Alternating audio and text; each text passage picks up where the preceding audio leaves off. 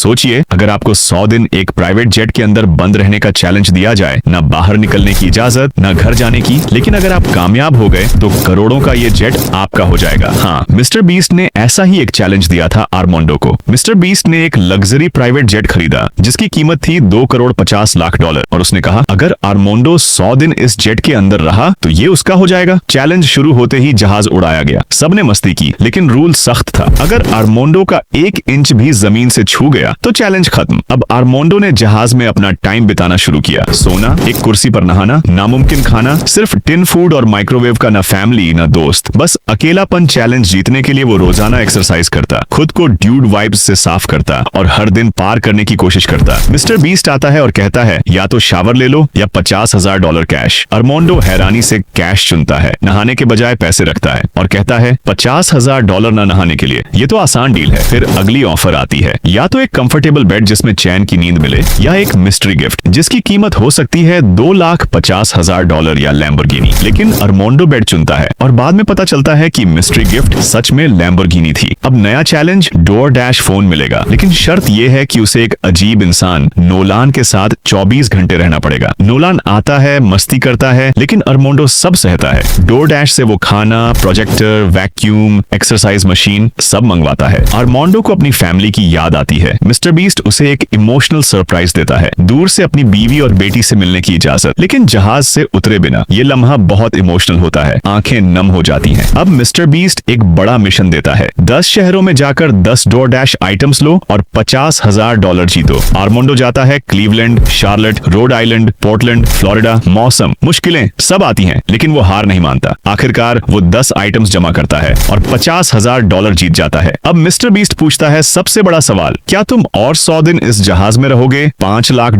के लिए? आर्मांडो सोच में पड़ जाता है। सवाल मुश्किल है, आजादी या आधा मिलियन डॉलर। और वीडियो यहीं सस्पेंस के साथ खत्म होती है। ये सिर्फ एक चैलेंज नहीं था, ये हिम्मत, त्याग और सहनशीलता की कहानी थी। आर्मांडो ने 100 दिन अकेले बिताए सिर्फ एक सपना पूरा करने के लिए कि वो अपनी फैमिली के साथ दुनिया घूम सके। मिस्टर बीस्ट की वीडियोस में हिस्सा लेने के लिए और खतरनाक चैलेंजों के लिए हमें फॉलो करें। इस लड़के ने अपने सामने खड़े एक छोटे रोबोट को देखा और उसके दिमाग में एक खतरनाक आइडिया आया। वो इसका इस्तेमाल अपने पिता की हत्या का बदला लेने के लिए करना चाहता था। उसने सोचा कि वो इसमें ऐसे एडवांस्ड सेंसर लगाएगा जिससे ये रोबोट दिमाग के जरिए कंट्रोल किया जा सके। ये रोबोट बहुत ताकतवर था। अगर वो इसे आयरन मैन जितना बड़ा बना दे तो ये उसके दुश्मनों को आसानी से खत्म कर सकता था। अपने तेज दिमाग और बदला लेने की जबरदस्त चाह में उसने अपने घर के सारे इलेक्ट्रॉनिक सामान खोल दिए। बहुत दिनों की मेहनत और सावधानी से काम करने के बाद उसने एक ताकतवर रोबोट बना लिया जिसका नाम उसने मूसा रखा। अगले दिन उसने अपने दुश्मन फिन का ठिकाना ढूंढ निकाला। फिन को लगा कि वो लड़का मरने आया है, इसलिए उसने अपने आदमियों को भेज दिया ताकि वो उसे मार दें। लेकिन लड़के ने पहले ही प्लान बना लिया था कि वो उन्हें एक एक करके मारेगा। जल्द ही फिन के दोनों साथी मारे गए जैसे वो कुछ थे ही नहीं। मूसा की ताकत बहुत डरावनी थी। जब फिन ने मूसा को देखा तो वो डर के मारे कांपने लगा। वो भागना चाहता था, लेकिन अब बहुत देर हो चुकी थी। लड़का उसे जल्दी से मारना नहीं चाहता था, वो उस सब के लिए बदला लेना चाहता था जो फिन ने उसके साथ किया था। असल में फिन और उसके साथियों ने लड़के के घर पर हमला किया था। वो घर का सारा कीमती सामान चुरा ले गए थे और घर में आग लगा दी थी। लड़का ऑटिज्म नाम की बीमारी से जूझ रहा था, इसलिए वो डर के मारे एक कोने में छिप गया था। वो कांपता रहा और कुछ भी नहीं कर सका। उसने बस देखा कि उसके पिता आग में जल रहे हैं। वो बहुत ही बेबस और दुखी महसूस कर रहा था। बाद में पुलिस ने फिन और उसके गिरोह को पकड़ा, लेकिन पक्के सबूत न होने के कारण उन्हें छोड़ दिया गया। फिन ने उसका मजाक उड़ाया और सबके सामने उसे कमजोर और बेकार कहा। लेकिन अब सब कुछ बदल चुका था। लड़के ने मूसा की मदद से फिन को एक कार में फंसा दिया। फिर मूसा के स्टील के पंजों से कार के फ्यूल टैंक में छेद किया और उसके फ्लेम थ्रोअर से उसमें आग लगा दी। आग की लपटें ऊपर आसमान तक पहुंच गईं और फिन जिंदा जल गया, बिल्कुल उसी तरह जैसे उसके पिता जले थे। वहीं पास में खड़े एक लड़के ने ये पूरा सीन अपने मोबाइल में रिकॉर्ड कर लिया और इस वीडियो को इंटरनेट पर डाल दिया। सिर्फ 1 घंटे में ही उस वीडियो पर 100 मिलियन से ज्यादा व्यूज आ गए। कुछ लोगों ने मूसा को एक हीरो माना, लेकिन कुछ ने कहा कि ये एक खतरनाक हथियार है। इस वीडियो ने सब जगह डर फैला दिया। ये पता लगाने के लिए कि रोबोट को चला कौन रहा था, पुलिस ने एक रोबोट एक्सपर्ट को बुलाया। लेकिन लड़के के लिए अच्छी बात यह थी कि उसने वहां कोई सुराग नहीं छोड़े थे।